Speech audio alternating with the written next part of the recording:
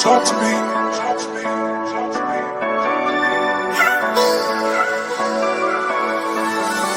Talk to me.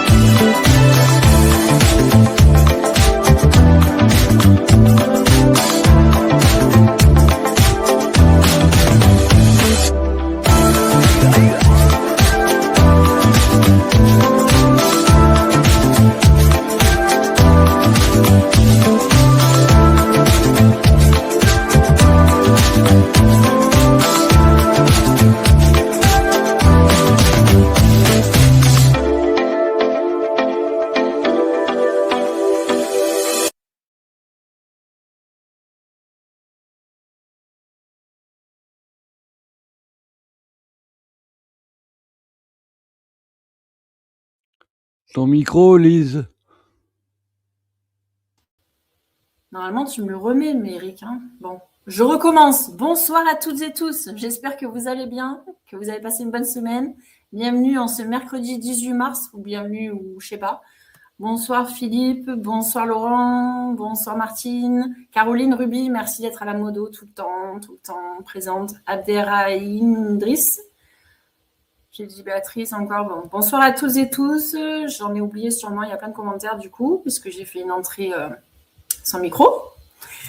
J'espère que vous allez bien. Ce soir, nous recevons un homme que nous avons déjà reçu, une grande personnalité, Adnan Azam, que j'aime beaucoup et avec qui j'échange pas mal. Et on l'a déjà reçu parce qu'il a une vision géopolitique, politique aussi, à la fois parce qu'il est d'origine syrienne, donc il est aussi français. Il a écrit son dernier livre qu'il m'a envoyé, qu'il a eu la gentillesse de m'envoyer.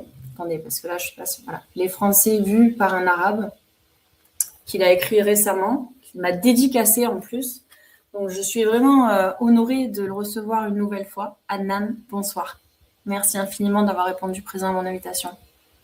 Bonsoir Lise, bonsoir à toute l'équipe, bonsoir à Eric, je viens d'échanger quelques mots avec lui avant le début de l'émission.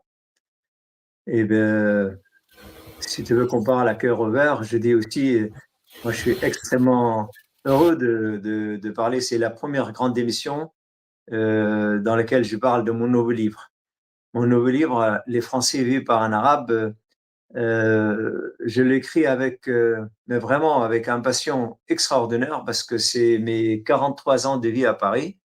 Je suis arrivé à Paris en 1983.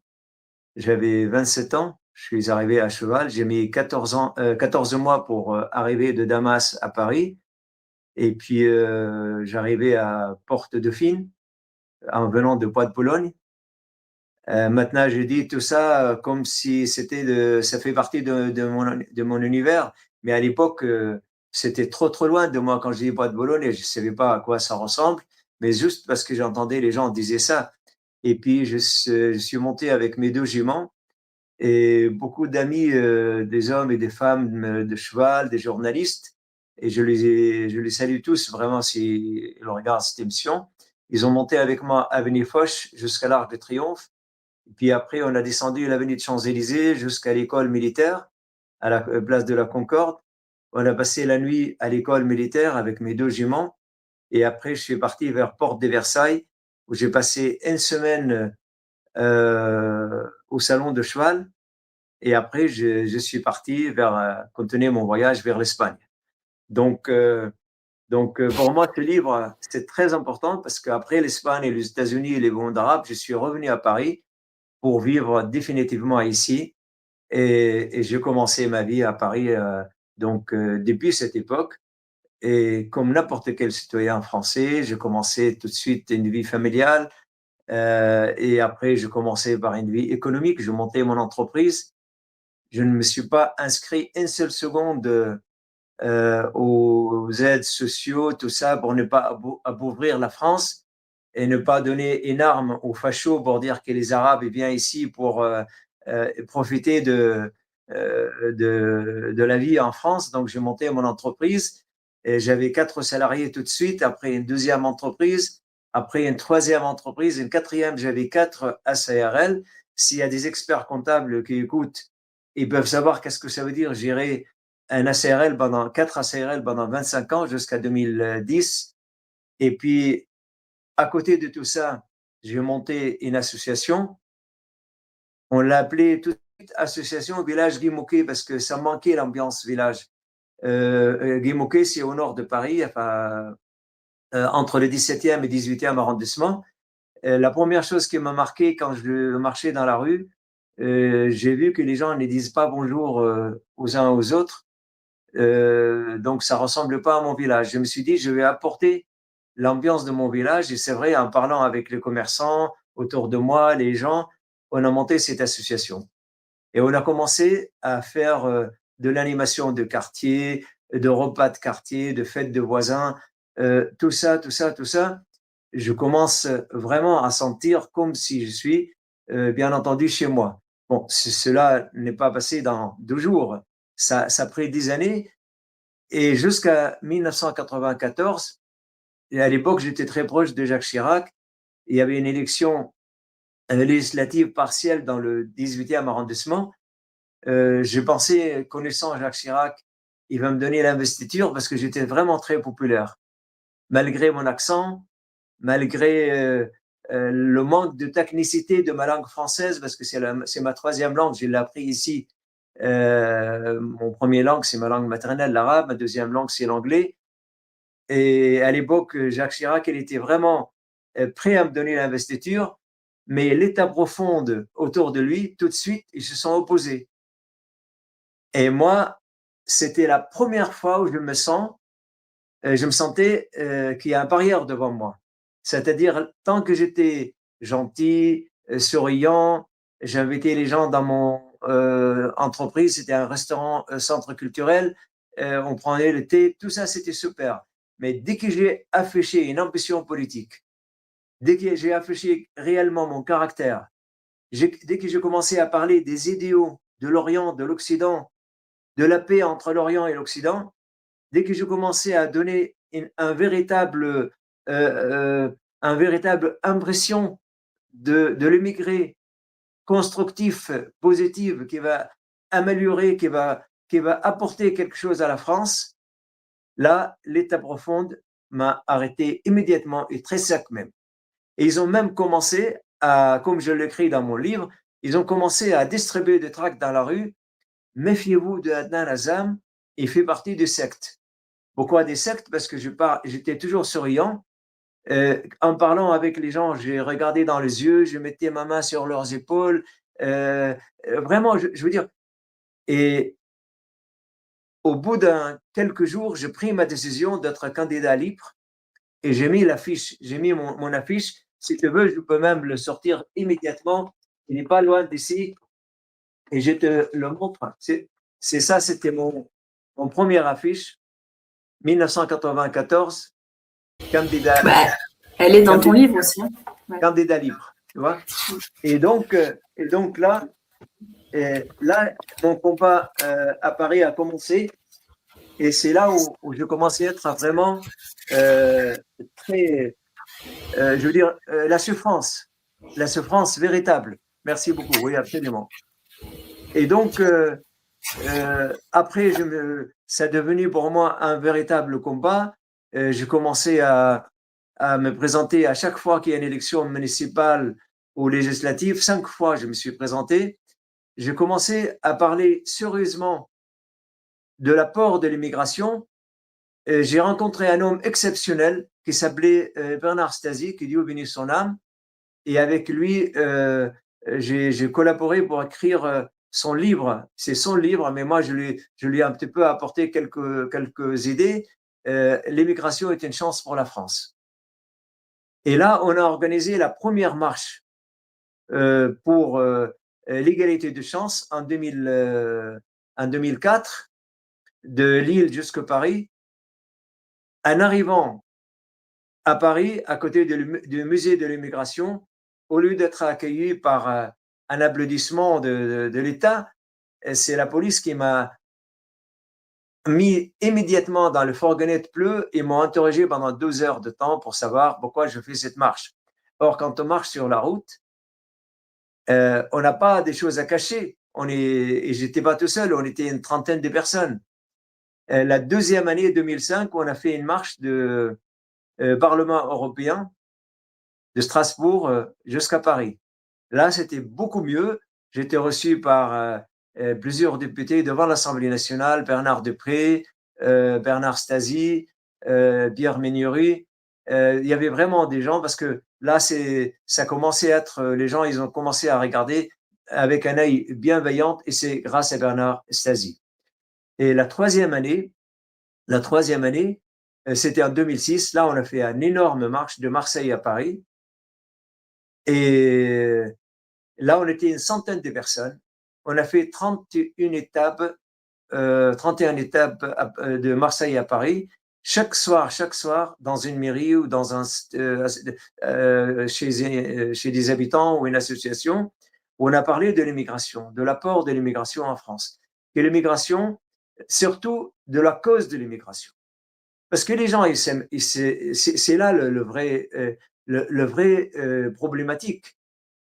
Je reviendrai là-dessus, mais juste je termine. En arrivant à Paris, là, on était reçu par un collaborateur de Dominique de Villepin, Alain Régnier, avec beaucoup de monde, et on était reçu au bureau de Monsieur Villepin. Il était à l'époque Premier ministre. Donc là, suite à cette marche, le Premier ministre Dominique de Villepin a décrété l'égalité des chances, grande cause nationale, et ils nous ont donné un bureau rue Saint-Dominique. Et avec Bernard Stasi et une trentaine de présidents d'associations, des grandes associations, on a travaillé ensemble et on a géré énormément de projets qui concernent toute la France en matière d'immigration. Voilà, donc ça c'est un petit peu un très vite aperçu de ce qui est dans le livre en fait. Ce que je suis en train de raconter aujourd'hui, c'est ce que j'ai écrit et je souhaite vraiment de tout cœur que toute personne s'intéresse à l'immigration, à la France, à mieux aimer, mieux reconstruire la France, à lire ce livre. Il y a énormément des idées à l'intérieur. J'ai expliqué le problème de l'immigration et c'est à chaque fois, c'était comme si on a commencé pour la première fois. En fait, c'est la conclusion de ce livre. L'immigration en France a commencé réellement dans les années 45, après la Première Guerre mondiale. Qu'est-ce qui s'est passé en 1945? En 1914, 18, 39, 45, 2 guerres mondiaux, il y avait des milliers de soldats musulmans, arabes, africains qui servaient l'armée française. Je cite par exemple l'armée française qui est venue chez nous en Syrie, avec le général Gouraud en tête, il y avait 20 000 soldats.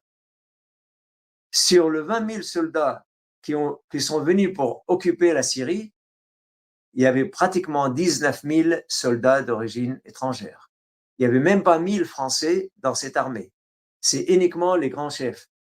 Donc réellement, tous ces hommes ont participé à la gloire de la France, à l'agrandissement de la France, à la mainmise de la France sur d'autres peuples et d'autres continents. Il y a beaucoup de gens maintenant qui me regardent, ils vont peut-être zapper, ils vont partir parce qu'ils vont pas être du tout contents, mais je suis obligé de dire la vérité. C'est tant qu'on devient mûr, qu'on devient adulte, qu'on commence à parler. Je ne suis pas en train de critiquer la France, je suis en train juste d'expliquer de manière technique pourquoi il y a des migrations en France. Alors, ces hommes qui ont participé, qui ont fait la guerre pour la France, ils sont venus à la fin de la guerre ici, ils ont ramené leur famille. Alors, on ne les a pas mis dans le 16e arrondissement de Paris, ni le 7e, ni le 8e arrondissement. On les a largués en banlieue, dans des bidonvilles, des endroits difficiles, sauf quelques minorités absolues. Et donc, là-bas, on les a laissés, en pensant qu'ils vont rester comme ça toute leur vie. Eh bien, ces gens-là, ils ont commencé à apprendre, à lire, à écrire, et puis ils ont commencé à émanciper. Ils ne sont pas restés comme ça. Et puis, quelques années plus tard, en 48, il y avait la guerre de la Palestine, la création de l'État israélien. Là, il y avait énormément de Palestiniens qui sont venus, la première émigration de guerre qui sont venus en Europe et en particulier en France. Après, il y a une autre guerre qui s'est passée, la guerre en Irak, en 1991. 3 millions d'Irakiens, ils sont partis. Le moitié, ils sont venus en Europe et le moitié d'Europe, ils sont venus en France. Après la guerre d'Irak, il y avait la guerre de Libye. Après la guerre de la Libye, c'était la guerre de la Syrie en 2011 jusqu'à aujourd'hui. Au total, de 1948 jusqu'à aujourd'hui, il y a 6 millions d'émigrés qui sont venus uniquement de Proche-Orient. Et les autres qui sont venus de Maghreb, de Maroc, Algérie, Tunisie ou de l'Afrique, c'était des chefs d'entreprise occidentaux qui sont partis les chercher pour reconstruire la France après la Deuxième Guerre. Donc, si vous voulez, il n'y a pas d'émigration s'il n'y avait pas de guerre. Aujourd'hui, moi, je suis prêt, de demain matin, de rentrer en Syrie, mais vraiment, si M. Macron téléphone à Donald Trump pour lui dire arrêtez la guerre en Iran et en Irak et en Syrie et au Liban et en Palestine, on rend la vie impossible, chez nous là-bas, et les gens fuient la mort, fuient la difficulté je veux dire. Et puis il y a une autre chose, la propagande occidentale, elle est telle qu'il arrive à émerveiller les gens en disant « ouais, on va aller au paradis ». Donc, il y a énormément de contradictions, il y a énormément de manque d'explications. J'ai regardé les programmes scolaires de mes enfants, parce que mes enfants, ils sont nés ici. Le premier jour où ils sont rentrés carrément à l'école, jusqu'à la fin de leurs études universitaires, il n'y a pas une seule fois où on explique aux élèves d'où ça vient l'immigration. Il n'y a pas une seule fois où on est objectif dans nos explications. Tout ce qu'on sait, oui, les Bognouls, oui, les Arabes, oui, les musulmans. Alors, c'est pas comme ça qu'on construit un pays. Aujourd'hui, j'ai déclaré ma candidature aux élections présidentielles il y a à peu près un mois. J'étais à Berlin, en Allemagne. J'étais invité à faire une conférence pour la communauté syrienne qui sont comme moi des laïcs, qui ne croient pas à l'entrée de la religion en politique. Ça, c'est catégorique pour moi. Et à la fin de conférence, j'ai tout de suite regardé sur l'actualité sur mon téléphone. Je voyais que Bruno Retailleau a déclaré sa candidature. Alors, le premier mot que ce grand monsieur, enfin, j'ai dit ça pour plaisanter, c'est pas un grand monsieur, c'est un petit monsieur. Et puis même dans son physique, il n'est pas très gâté par la nature.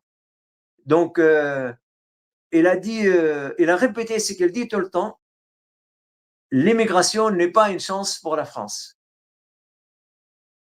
Donc, je me suis dit, immédiatement, en parlant avec les gens qui étaient vraiment devant mes yeux dans ma conférence, j'ai dit, écoutez, à partir de cette seconde, ici à Berlin, je déclare que je suis candidat aux élections présidentielles.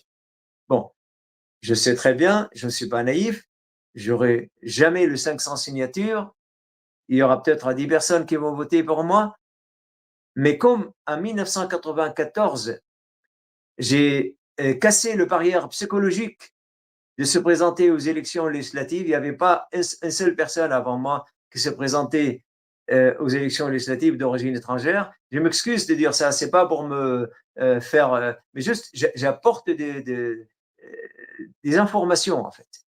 Là, rien que déclarer ça, pour moi, il y a beaucoup de gens qui m'ont appelé, ils me disent oui, tu as du culot.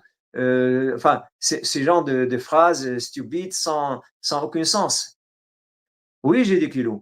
Oui, j'ai 68 ans, j'ai écrit des livres, j'ai fait un tour du monde à cheval, j'étais vice-gouverneur de ma région en Syrie, et j'ai monté 4 entreprises ici, j'étais et je suis toujours président de mon association. Donc, je crois profondément que la France peut être un exemple à suivre dans la vie humaniste, dans la vie économique, dans la vie de la grandeur de la France, telle que le général de Gaulle, que j'ai toute ma vie aimé, et comme Jacques Chirac qui a repris ses idées. Aujourd'hui, c'est ça notre défi, en fait. Voilà, je m'excuse. En fait, quand je commence à parler, je ne peux pas m'arrêter, mais il faut que Ne je m'arrête. t'excuse pas, au contraire, c'est le but de cette soirée, il n'y a aucun souci. Anna, moi, j'ai envie de te dire, et toujours ce sourire et cet optimisme. Là, on a vu, par exemple, les élections, ne serait-ce que législatives, pour parler que de la France, parce qu'après, on va quand même un petit peu parler aussi du monde, de l'état du monde. Qu'est-ce qui te fait croire encore, ou être optimiste en tout cas, par rapport à la France aujourd'hui? Enfin, tu vois, moi, j'ai un regard beaucoup plus négatif face à nos institutions, la dite politique politicienne, tu vois. Je suis beaucoup plus, en tout cas, et c'est pour ça que j'aimerais avoir ton avis, je suis beaucoup plus pessimiste sur ce qui se passe en France et sur l'espoir de voir un jour se relever la France, en tout cas dans les futures années, là, tu vois, les années proches, disons. Je ne suis pas du tout optimiste, c'est pas le mot. Mais j'ai une volonté d'acier de continuer mon chemin. Je vais te dire pourquoi. Il y a un an à peu près, un très grand monsieur en Angleterre, il a gagné l'élection, Georges Galawi. Il a gagné l'élection législative au Parlement anglais juste parce que sur son programme, il a dit « Je soutiens le peuple palestinien ». Uniquement. Il n'y a pas d'autre chose que ça. Il a gagné l'élection. Donc ça prouve que même en Angleterre, même les anglo-saxons qui ont passé toute leur vie à coloniser le monde, ça commence à avoir un réveil quelque part. Aujourd'hui, si on prend l'élection municipale qui vient de se passer il y a 2 jours en France, LFI, je ne suis pas du tout membre de LFI, je ne veux pas les soutenir maintenant à travers ton émission, mais tout simplement, j'ai constaté que dans toute la France, LFI, ils ont augmenté le nombre de votants pour eux. Et malgré tous les propagandes de BFM, de LTI, de France Télévisions, de France Info, de M. Bernard-Henri Lévy, de M. Dominique Strauss-Kahn, de M. Pierre Lelouch, de M. Tous ces grands messieurs qui gèrent le média en France. Et ils n'ont pas arrêté une seule seconde à casser le sucre sur le dos de Mélenchon. Ils l'ont même traité de fasciste, de je ne sais pas quoi. Antisémite. Antisémite.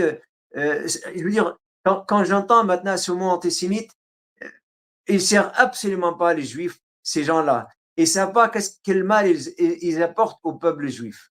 Parce que les Français que je côtoie tous les jours de ma vie, même dans le monde rural, parce que je vais très souvent monter à cheval avec chez mes amis français, donc ce sont des ruraux, ce n'est pas des gens à Paris. Dès qu'ils entendent maintenant antisémite, ils bloquent là, ils ne veulent plus entendre ce mot, parce que ce n'est pas vrai. Les Français ne sont pas antisémites. Mais à la force de narguer, je veux dire, Bernard-Henri Lévy, l'autre jour à la télévision, il a presque sauté la mort de Dominique de Villepin. Et ils sont trop hautains, j'allais dire, stupides vraiment. Mais il y a, Ils ont comment il tout ensemble. s'appelle, Enrico Macias qui avait dit sur LFI, pour reprendre, pour accréditer ton propos, qui avait dit il faut les dégommer, ces gens-là. Mais Et bien sûr, absolument. et Là, je Pascal parle pas Pro, de Comessias, je parle pas de Comessias parce non, que mais pour dire juste c'est un l'exemple. Et- chanteur, donc il a le oui, droit mais, de dire des bêtises. Mais non, moi, mais je à la parlais télé, tu te rends compte ce pardon? qui peut passer à la télé, ce qui peut passer, tu te Ben rends oui, oui, compte? non, Et bien Pascal Pro sûr. lui dit, ou je crois que c'est Pascal Pro, qui lui dit non, non, mais dégommer, non, pas physiquement, hein. Bah, si, si, dégommer physiquement. Donc là, clairement, Mais ils ont c'est fou. l'habitude. Je me rappelle en 2018, Laurent Fabius, l'homme de seringue de sang, il a dit Bachar al-Assad n'a même pas le droit d'être en vie. Vous voyez? Donc, on les connaît tous. C'est de vrais nazis, en fait. Ce sont vraiment, ils ont soi-disant combattu le nazi, mais ils ont repris toutes les verbes, les paroles, les actes de nazis. Mais pour reprendre ton propos et continuer, tu allais dire peut-être que LFI a gagné quand même en voix parce qu'il soutenait la Palestine. Peut-être que c'était ça que tu voulais dire. En fait, je vais être très prudent hein, parce que je dis que je ne sais pas, je ne fais pas partie de LFI, mais j'ai constaté dans toute la France, et ça c'est par des calculs sur ma machine, je veux dire, je dis pas ça comme ça à la légère. Et ils ont augmenté absolument, même ici dans le 16e arrondissement, là où je m'excuse, hein, là où j'habite, ils ont fait énormément de voix. Donc ça prouve que le peuple français n'est pas entièrement sous tutelle de, de la propagande de TF1, de LCI, de PFM et de CNews et de toutes ces racailles intellectuelles. Et Talisma Combo parle de l'abstention que personne n'en parle. Ben oui, j'en parlais tout à l'heure avec ma fille. Effectivement, oui, il y a eu beaucoup d'abstention et ça, ben, bien sûr, c'est pas pris en compte. Mais Adnan, là, tu parlais de LFI, mais enfin, dans ce que tu disais, de ce qui t'était déjà reproché à l'époque, moi, j'entends beaucoup d'arguments, entre parenthèses, entre guillemets, du RN, enfin, l'anciennement Front National aussi. Tu vois, quand on parle avant, moi, je parlerai de ce que j'ai un peu connu quand je suis née en 84, mais du coup, des années plutôt 90. Au contraire, l'immigration, c'était bien, il fallait assimiler tout le monde, etc. On prenait ça a priori, toujours des beaux mots, des belles paroles. Aujourd'hui, selon ce que je vois, je n'ai pas la télé, je regarde pas la télé depuis 17 ans, mais quand même, on m'envoie des trucs. C'est l'inverse, l'extrême inverse. Au contraire, l'immigration, aujourd'hui, c'est devenu la chose à combattre et particulièrement, et là je vais utiliser, puisque tu te permets de l'utiliser dans ton livre que je n'emploie jamais, mais contre les Arabes. Parce que d'habitude, je dis contre les musulmans. Mais même là, je dirais même plutôt contre les Arabes, qui va rejoindre aussi la géopolitique mondiale finalement. C'est ce désir d'éradiquer l'ennemi, de définir un ennemi, de montrer un ennemi qui est l'arabe. Et ça me fait penser aussi, quand j'ai lu ton livre, à René Guénon, tout ce qu'il a dénoncé, l'Orient, l'Occident, et tout ce qu'il a pu expliquer, et ce qu'on avait à apprendre aussi de l'Orient, nous, en tant qu'Occidentaux. Bon, c'est un peu complexe, là. J'espère que tu as compris ma question, mais Bien sûr, absolument. Je vais simplifier la réponse. Nous sommes dans une guerre de sémantique par moment où ça manque cruellement aujourd'hui des grands intellectuels en France.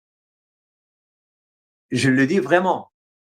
C'est dommage que je ne peux pas m'exprimer mieux en langue française pour que je puisse être plus crédible, si vous voulez. Mais voilà, t'exprimes très bien. avec mon accent et tout ça, donc voilà, je fais ce que je peux. Donc aujourd'hui, ça manque énormément des grands intellectuels français. Quand on regarde à la télévision, moi, au contraire de toi, tous les jours, je dois regarder minimum 2 heures le soir, 1 heure BFM, 1 heure LCI, et puis le reste pour savoir qu'est-ce qu'ils racontent comme bêtises. Quand je vois Darius Rochepin ou Bojadas ou tous ces mecs, je veux dire, si tu les as écoutés une fois, c'est comme si tu les écoutes tous les jours. C'est le même mot, le même vocabulaire, le même mouvement. Et ils font semblant d'être intelligents pour quand ils parlent contre les Arabes ou contre les Palestiniens. Aujourd'hui, c'est contre les Iraniens. Et quand ils parlent d'Israël, ils font une sourire comme ça pour dire ah c'est toi, c'est-à-dire c'est le langage de corps. Ils ont fait un cours, de langage de corps. Et puis voilà. En ce qui concerne le Front National, à l'époque de Jean-Marie Le Pen, bon, c'était clair, il était contre les immigrés, voire cacher un peu les crimes qu'il a commis en Algérie et tout ça, comme M. François Mitterrand. Tous les deux, si on fait la comptabilité qui a fait plus de crimes en Algérie, on aura de mal à voir qui va gagner.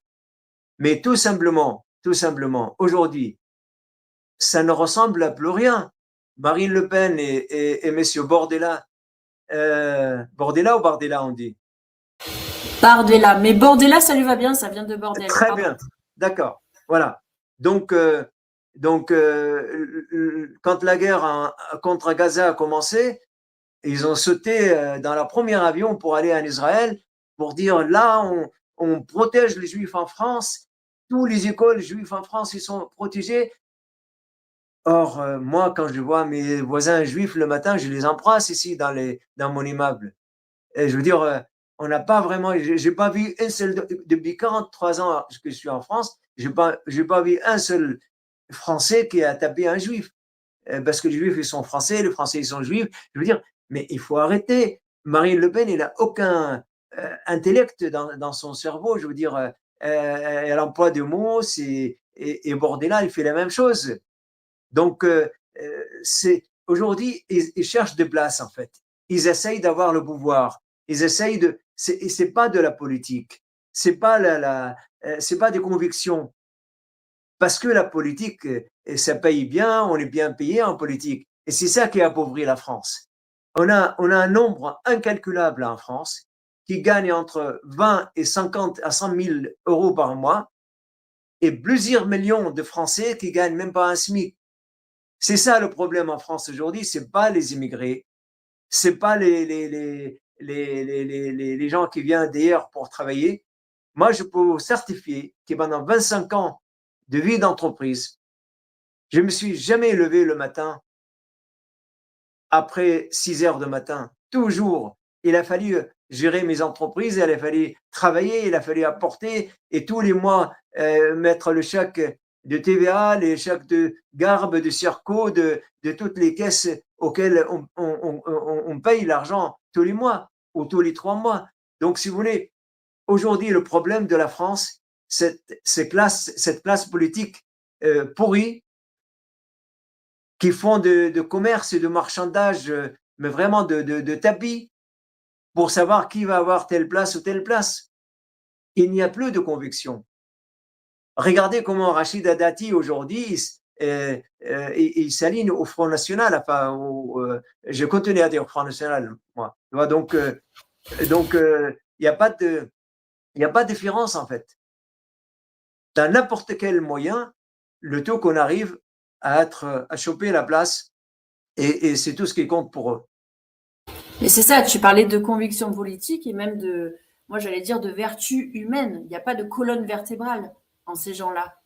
Tu vois, au gré du vent et au gré des élections et de ce qui sent bon ou moins bon, je vais me faufiler à chaque fois, voilà, selon ça, pour avoir une place, comme tu disais. Mais il n'y a pas de réelle conviction. Je m'excuse de te couper la parole, Lise. Je n'ai pas entendu un seul candidat qui a dit un mot sur le 150 enfants tués par un missile Tomahawk américain en Iran. Des centaines de femmes. Je ne sais pas, quand il y a une femme soi-disant agressée en France, si vraiment ça les arrange, on voit toutes les femmes descendre dans la rue, depuis Simone Veil jusqu'à aujourd'hui, pour soi-disant le droit de la femme.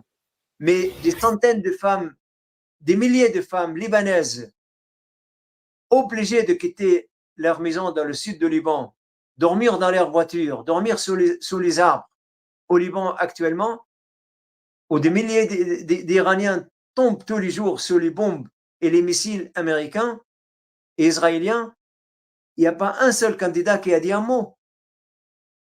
Et alors, c'est où le candidat? Je peux vous dire que j'ai beaucoup d'amis avec lesquels j'étais en politique ou en association. Aujourd'hui, quand je les appelle, ils font semblant de ne pas regarder mon numéro de téléphone parce que ça va les empêcher d'avoir de voix. Parce que je suis plus je suis devenu un ami comprend. Et tu es arrivé Donc, en France, de toute façon, comme tu disais, tu es né en Syrie et tu portais ce message aussi, tu voulais faire entendre la voix syrienne et tu l'as fait encore et tu continues de le faire. Donc effectivement, comme aujourd'hui, quelqu'un qui voudrait porter la voix libanaise ou palestinienne, on le voit, le traitement médiatique et politique aussi de la chose, mais la politique au sens médiocre du terme, la politique politicienne. Lise, aujourd'hui, il y a 8 milliards d'hommes et femmes sur Terre. Moi, je suis absolument sûr que sur les 8 milliards, il y a au moins 2-3 milliards qui ont une double appartenance. Regarde, s'il te plaît, à qui j'ai dédicacé mon livre en première page. Si tu veux bien le lire, ça me fera très plaisir.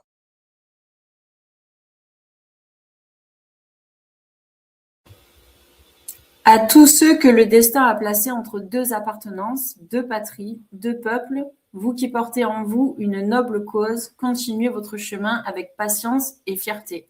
À Brigitte, Soraya, Mehdi, Alia, Lina, Zayn, Kian, Milan, Sohan.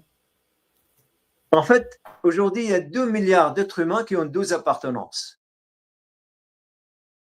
Français, italien, français, espagnol, français, portugais, français, américain, français, syrien. Donc, moi, par exemple, je vois autour de moi la communauté syrienne ou les Arabes que je côtoie à Paris. Je suis absolument sûr qu'ils aiment la France comme n'importe quel art de choix ou les lois, ni plus ni moins. Mais on est aussi fidèle à notre mère patrie, là où on est né. Donc, ce n'est pas absolument incompatible, c'est plutôt compatible. Et c'est enrichissant. Et c'est ça qu'on doit ouvrir l'esprit. La Terre, moi je suis un voyageur, j'ai voyagé dans le monde entier. Je peux prendre mon petit déjeuner à Paris et je prends mon dîner à San Francisco. Ça me dérange absolument pas, au contraire. Plus qu'on a l'esprit large, plus qu'on voit la vie à notre portée. Et plus qu'on est rétréci dans notre tête, plus qu'on, ouais, c'est un Ardéchois, donc c'est pas un Parisien.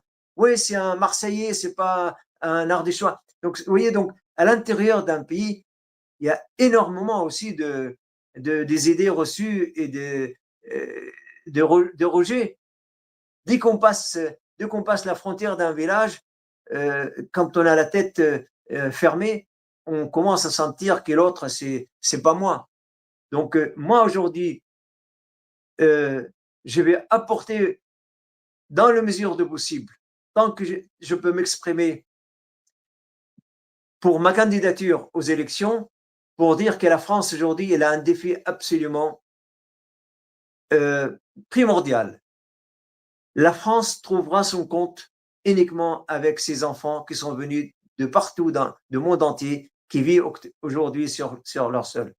Si la France peut travailler, penser, agir avec tous les Français qui sont ici, la France pourra avancer et régler ses milliards de dettes, et retrouver sa vraie place dans le monde. Mais aujourd'hui, malheureusement, ceux qui dirigent la France le dirigent au contraire de son intérêt et ils veulent l'amener là où il ne faut pas qu'il aille. Faire la guerre à ses voisins. Les voisins de la France, c'est qui? C'est le Maroc, c'est l'Algérie, c'est la Tunisie, c'est la Libye, c'est l'autre rive méditerranéenne. C'est ça les voisins de la France. Et historiquement, la France n'a jamais trouvé son compte en dehors du monde arabe. Le monde arabe, comme il l'a dit le général de Gaulle, le plus grand président de la France trouvera son compte avec le monde arabe. Et c'est pour ça qu'il a créé la politique arabe de la France. Sans ça, on y va à l'encontre de l'intérêt de la France et à l'encontre des Français. Alors là, tu prêches une convaincue. Pardon, Mais Adnan, je voilà, ne vais pas te couper, il y a un petit décalage. Tu prêches une convaincue et déconvaincue, je pense, dans le chat. Mais il y a quand même, enfin, mais non, c'est pas mais. Cependant, il y a quand même une question qui se pose, justement, par rapport à ces dites élites, là, ce gouvernement qui est à notre tête, là, qui nous représente, enfin bon, moi qui ne me représente pas personnellement, mais l'état cette profond, fuite en avant, et justement, jusqu'où, alors on n'est pas prophète, on n'est pas visionnaire ni quoi que ce soit, bien entendu, mais selon toi, qui a quand même une analyse depuis toutes ces années géopolitique et mondiale, bon, particulièrement justement Orient-Occident aussi, de faire la comparaison parce que tu as les deux non seulement nationalités, mais en plus origine, pardon, je cherchais le mot. Quelle est à quoi on peut s'attendre finalement dans les mois à venir, là, si on continue cette fuite en avant et à quoi ça nous mène tout ça? Parce que comme tu disais, on ne parle pas, évidemment, comme on ne parlait pas en Palestine non plus, comme on ne parlait pas en Syrie, évidemment des victimes. Et des victimes qui ne sont pas militaires, des victimes civiles, dits dommages collatéraux. Là, aujourd'hui, en Iran non plus, on ne fait pas ça. Parce qu'il y a une position prise, une opinion prise, et par les médias, et par le gouvernement, et qui veut foncer encore une fois droit dans le mur et aller dans cette doxa-là. Si on suit ça, enfin, nous, on ne la suit pas, mais si on continue dans ce cheminement-là, selon toi, jusqu'où ça va aller là? Ça pourrait aller. moi je pense, et je pèse mes mots, et tu peux vraiment m'enregistrer pour que dans quelques semaines, quelques mois, tu pourras en reparler. Il y a 6 mois, tous les analystes politiques disaient que ça y est, il va y avoir des accords entre les Américains et les Iraniens. Et moi, j'ai toujours dit, si tu écoutes toutes mes vidéos, enregistrements, interviews sur ma chaîne YouTube, j'ai toujours dit que la guerre, ça sera pour demain matin ou après-demain.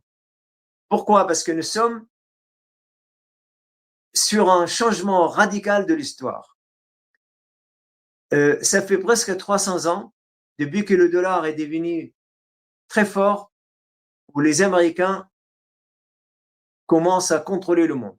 Et surtout depuis la Deuxième Guerre mondiale. Mais ça n'a pas commencé uniquement après la Deuxième Guerre mondiale, ça a commencé bien avant. Mais depuis la Deuxième Guerre mondiale jusqu'à aujourd'hui, les Américains contrôlent le monde presque totalement, dans sa totalité. Alors, d'un seul coup, les Américains ils se sont rendus compte que la Chine avance en Amérique latine et en Afrique et au Proche-Orient. Donc, les Américains ils se sont réveillés de leur orgueil, de leur supériorité fantôme, en voyant que les Chinois commencent à les encercler et leur prendre par la gorge.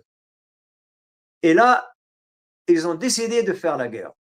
La décision de faire la guerre à l'Iran, ça a été prise en 2024. Et je peux te dire exactement quel jour, parce que je suis ça de tous les jours, moi.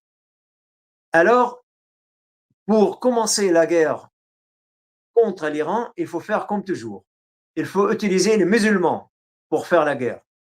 Jamais les Américains, ils envoient leurs guys à la guerre.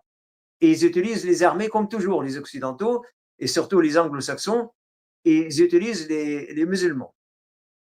Et ils montent les sunnites contre les chiites, ou les chiites contre les sunnites. Là, en 2024, ils ont décidé de liquider mon pays, la Syrie, l'État syrien.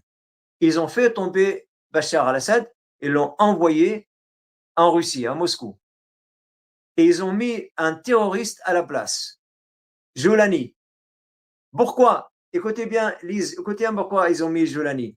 Jolani représente le musulman sunnite en Syrie, 80% des Syriens. Il représente les musulmans sunnites dans toute la région, ça veut dire à peu près 80 millions, 60 millions de musulmans sunnites. Et ils ont dit que Bachar al-Assad, c'était un alawite, il ne va pas pouvoir servir les intérêts américains. Donc, ils ont évincé Bachar al-Assad et ils ont mis al-Jolani à la place. Et ils ont dit à al-Jolani, toi, tu es un terroriste, mais on va te parfumer comme Donald Trump l'a parfumé à la Maison Blanche. On va t'esserrer les épaules comme M. Macron ici à l'Élysée lui a serré les épaules. Et donc, il est devenu président. Aux yeux du peuple sunnite, syrien, libanais, jordanien, palestinien, saoudien, tout ça, il est devenu le président de la Syrie. Et on lui a dit, dès qu'on a besoin de toi, tu vas faire la guerre avec nous. Et il a dit, d'accord, je suis d'accord avec vous. Là, ils ont commencé à préparer la guerre contre l'Iran, c'est-à-dire contre les chiites. Et le rôle de Jalani, avec son armée musulmane sunnite, c'est d'attaquer d'abord le Hezbollah, les chiites au Liban, et d'attaquer les chiites en Irak, et après continuer vers l'Iran. Comme ça, les Américains, ils auront à leur disposition 80 millions de musulmans sunnites contre tous les restes du monde de musulmans chiites. Et c'est pour ça qu'ils ont commencé cette guerre maintenant. Donc, c'était pas décidé avant-hier, c'était de 2024, vers le mois de mai 2024. Et ils ont fait tomber la Syrie le 8 décembre 2024. Et c'est pour ça aujourd'hui, les Américains, pour répondre maintenant à ta question, ils ont pensé qu'avec leur mentalité barge, ils ont pensé qu'en tuant le guide iranien, ça y est, ils vont avoir le peuple iranien contre le gouvernement. Et ils vont amener le fils de Shah qui est en train de danser à Londres et à Paris pour reprendre le pouvoir en Iran. Alors, ça va marcher. Ça n'a pas du tout marché. Ils ont continué à augmenter le degré de la guerre. Il n'y a pas une seule journée où ils font pas l'assassinat d'un guide ou d'un président ou d'un député. Ils ont une force colossale de renseignement. C'est un métier qui leur convient très bien parce que ce sont ils chuchotent toujours, ils travaillent sous table. Ils achètent les vendus par l'argent. Dans n'importe quel pays du monde, il y a des vendus. Rappelons-nous quand les Allemands étaient en France, il y a des millions de Français qui faisaient des rapports aux Allemands. Donc aujourd'hui même, comme Donald Trump, il est devenu tellement frustré, il n'arrive pas à changer le régime en Iran, il a attaqué la raffinerie principale de l'Iran. Ça veut dire aujourd'hui, les Iraniens, ils vont pas pouvoir faire leur café parce que la raffinerie, elle a été détruite. Mais est-ce qu'on va rester là? La réponse va pas tarder. Et les Iraniens et tous les musulmans chiites, ils vont pas lever le doigt et porter le drapeau blanche. Donc, ils vont continuer à se battre. Alors, où on va avec tout ça? On va avec ça, l'Amérique va perdre la guerre, Israël elle va perdre la guerre, l'Amérique et Israël vont redevenir dans un état normal, non gonflé, et j'espère que la France va pouvoir à nouveau reprendre son rôle de médiateur, d'un véritable porteur, un pays qui porte un projet pour la paix dans le monde. Voilà ce que je pense qui va se passer.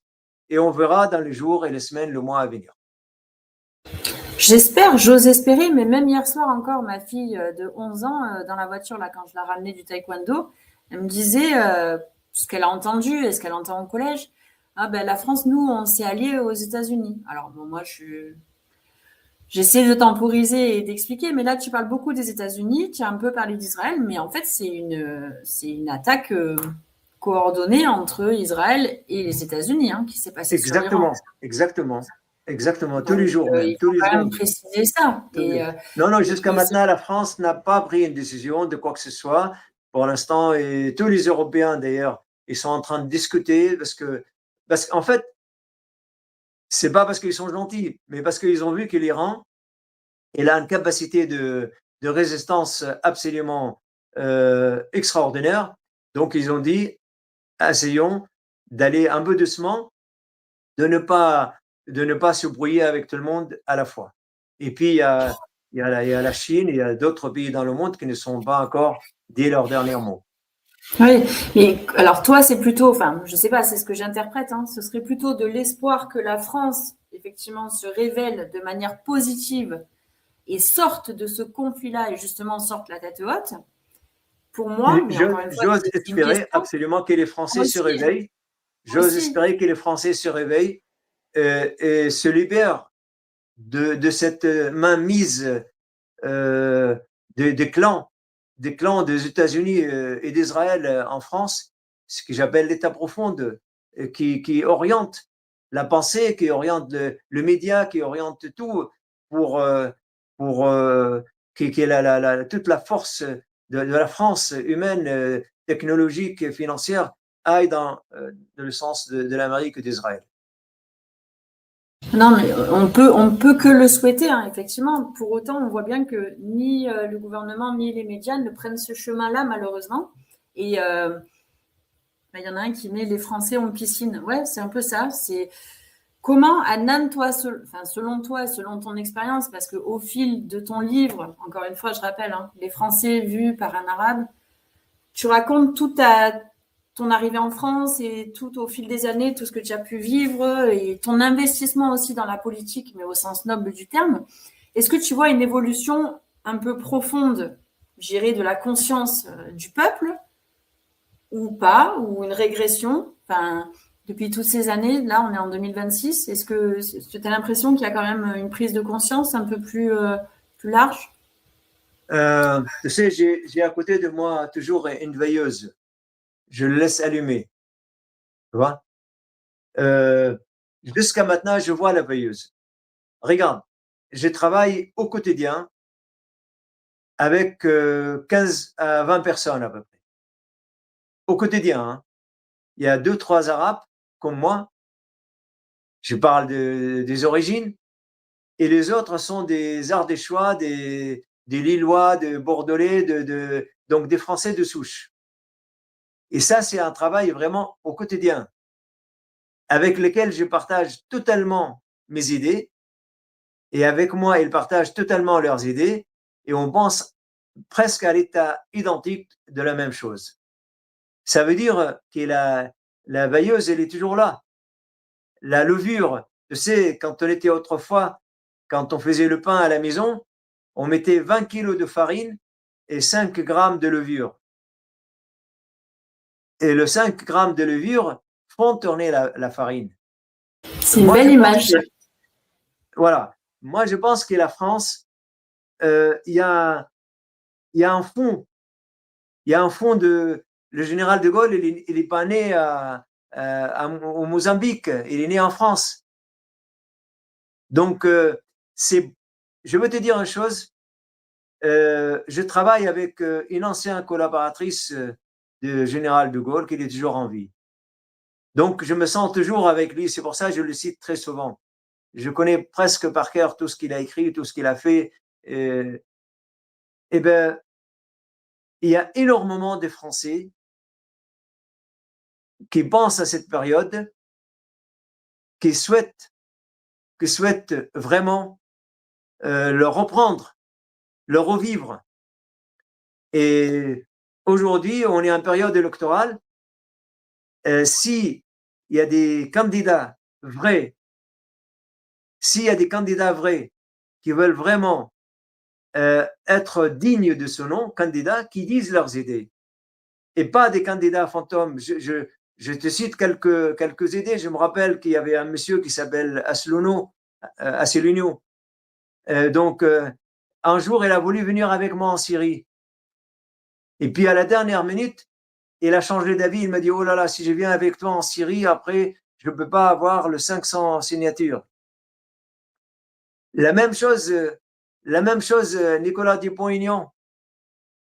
Il avait presque son billet d'avion prêt pour partir.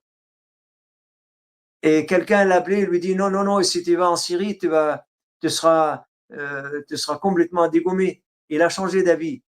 Donc, on n'a pas des hommes politiques aujourd'hui. On a des hommes d'ambition, tout simplement, personnels, pour se mettre en avant. Il n'y a pas véritablement un homme qui descend dans la rue, qui dit ce qu'il pense, qui monte l'âme de peuple vers là-haut.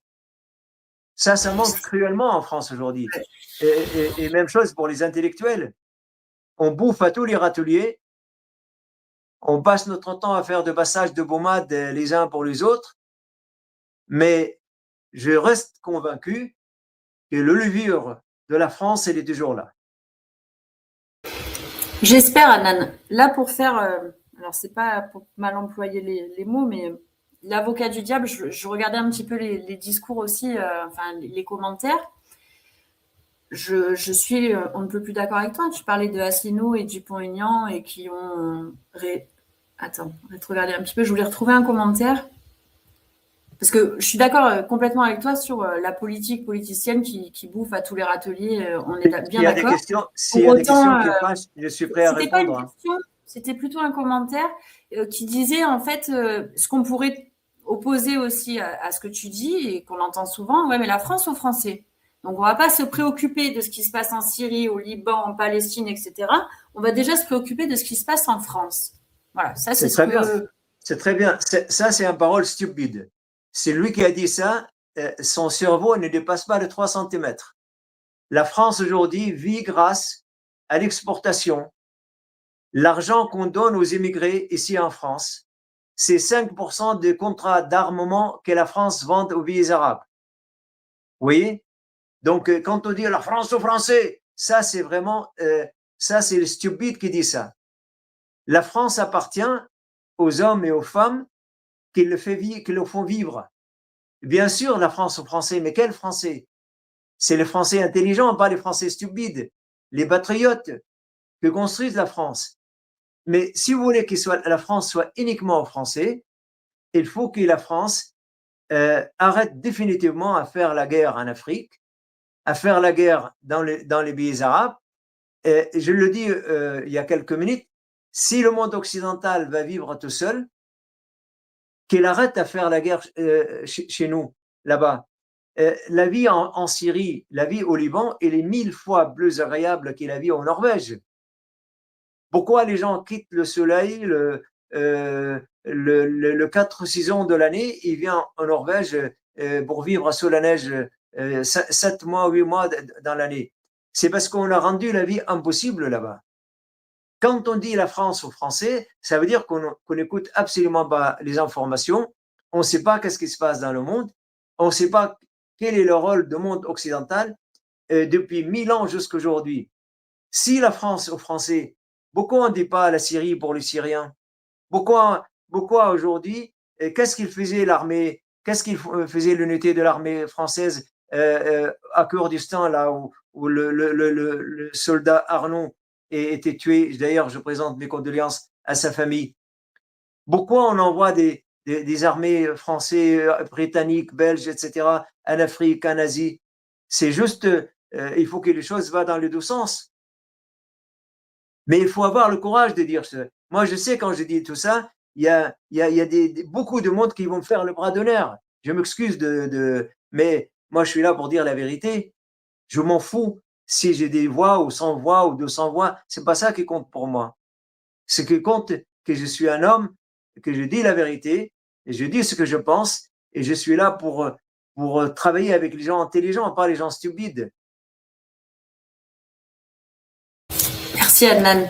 Nous arrivons à la fin de l'émission déjà. J'ai pas vu le temps passer. Je regardais un petit peu les commentaires là, mais il n'y a pas de questions réellement.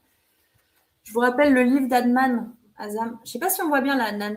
Confirme-moi. Oui, absolument. Les Français vivent en arabe. Bon. Est-ce que je peux faire juste une petite annonce? Bien sûr, je t'en prie. Alors le dimanche 29 mars, dimanche 29 mars à 14h30, je serai avec mon cheval à Porte-Dauphine pour fêter mon 43e année en France, pour fêter la sortie de mon livre et pour dire que je suis candidat aux élections présidentielles.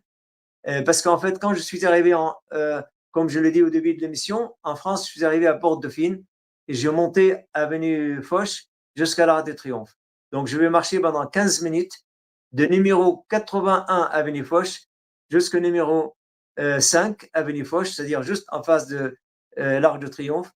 J'espère que les gens qui souhaitent venir, ils seront absolument les bienvenus pour qu'on puisse vivre ensemble à ce moment, discuter, échanger et puis aussi boire le verre de l'amitié entre tous les gens, des bonnes idées, quoi, ensemble. Adnan, merci beaucoup. Merci pour ces partages. Merci à toi, à toute l'équipe de cette chaîne, et puis je vous souhaite beaucoup de succès, car c'est le début de la chaîne, donc de la vie de cette chaîne.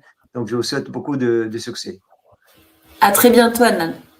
Avec grand plaisir. Ciao, ciao. Merci infiniment. Merci à tous et tous d'avoir été là. Merci pour vos commentaires, vos partages. J'ai pas eu le temps de trop regarder parce qu'il y en avait beaucoup. N'hésitez pas à vous abonner aussi. Vous savez que je suis là sur les chaînes et Eric me donne la parole librement et je le remercie d'avoir la liberté d'expression et d'invitation des personnes que je souhaite avoir. Mais n'hésitez pas à vous abonner aussi sur mes chaînes pour avoir d'autres partages, d'autres contenus.